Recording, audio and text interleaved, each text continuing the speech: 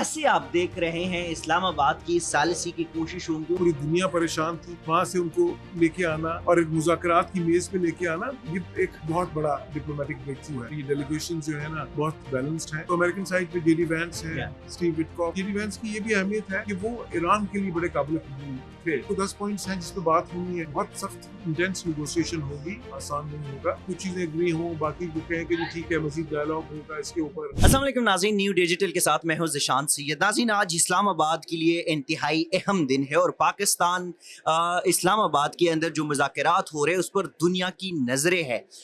Iranian और American वफूद जो है वो पहुंच चुके हैं। लेकिन इस मुज़ाकरात के हवाले से, पाकिस्तान के सालसी के हवाले से बात करेंगे। हमारे साथ मौजूद है सीनियर माहिर उमूर खारजा उमूर जौहर सलीम साहब। Sir welcome. ये बताइएगा कि इस्लामाबाद ने माजी में एक मुज़ाकरात की थी अमेरिका और चाइना के दरमियान, और एक बार फिर इस्लामाबाद मुज़ाकरात कर रहे चाइना और अमेरिका और ईरान के दरमियान।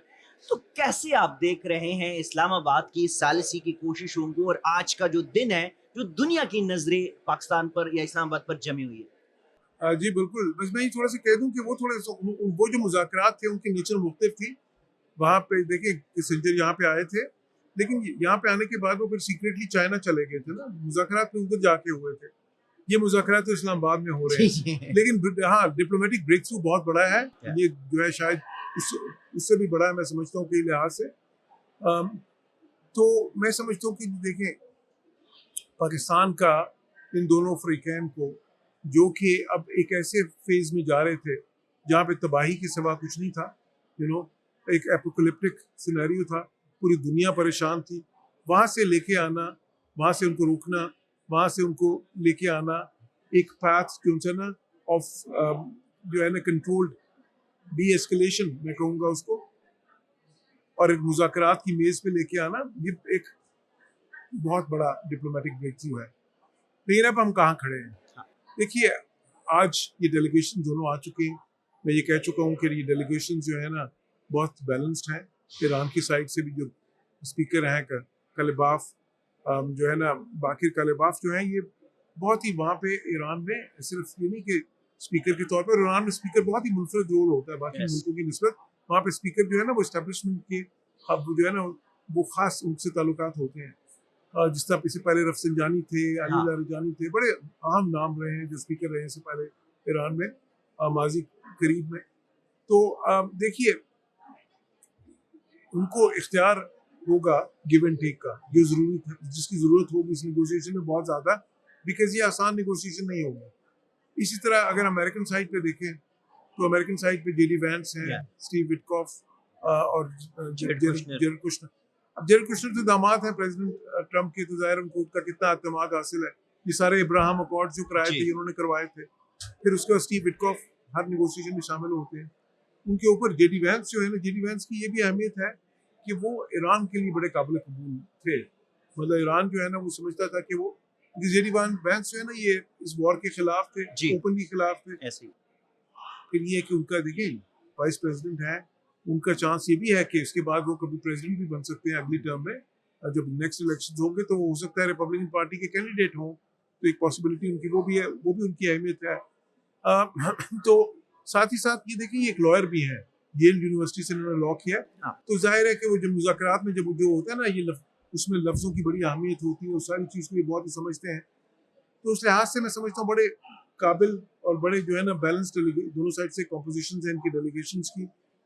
अब आ गया मरहला के जी बात किस पे होनी है। तो जाहिर है वो 10 पॉइंट्स हैं जिस पे बात होनी है, जो इन्होंने आपस में नैरो डाउन करके वो किए हैं।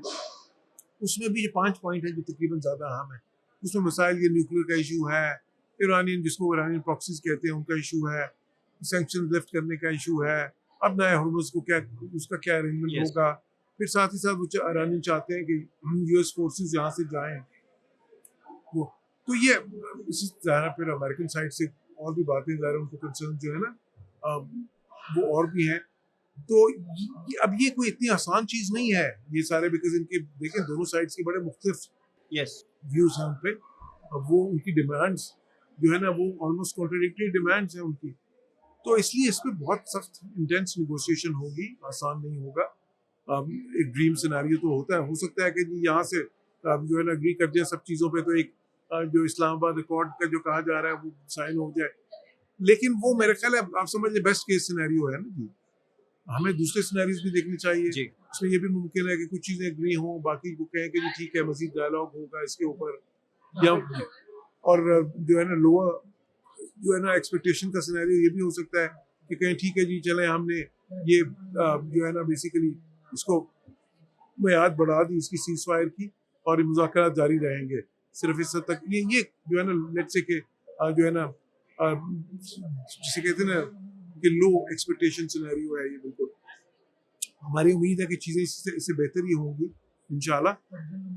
लेकिन जो अहम चीज़ है वो ये है कि देखें कोई डेडलॉक ना हो ठीक है ना, मुज़ाकरात बिल्कुल ब्रेकअप न कर जाए, ठीक है ना जी। वो सबसे अहम चीज़ है, जारी रहे तो चीज़ें निकलती रहती हैं, उससे पॉजिटिव जो है ना प्रोग्रेस होती रहती है, सबसे अहम चीज़ वो होगी। और लास्ट बात मैं कहूँगा कि देखें पाकिस्तान इसमें एक फैसिलिटेटर है, हमने एक रिमार्केबल जो है ना डिप्लोमेसी दिखाई है इसमें, दुनिया उसकी मोतरफ है। लेकिन at the end of the day in दोनों मुल्कों ने अफ्रीकन ने आपस में तय करनी है चीज़ें। पाकिस्तान उसमें मदद तो दे सकता है, लेकिन पाकिस्तान जाहिर है उनको वो जो है ना वो पुश तो नहीं कर सकता उस तरह से। तो इसलिए पाकिस्तान का रोल जो है हमें एज ए फैसिलिटेटर ही देखना है। बहुत शुक्रिया सर। नाज़रीन बिल्कुल इख्तिताम जो है दोनों ममालिक ने बैठकर ही इस मसले का हल निकालना है। पाकिस्तान का किरदार सिर्फ एक सालिस के तौर पर है। Stay tuned for next update. दीजिएगा इजाज़त। अल्लाह हाफ़िज़।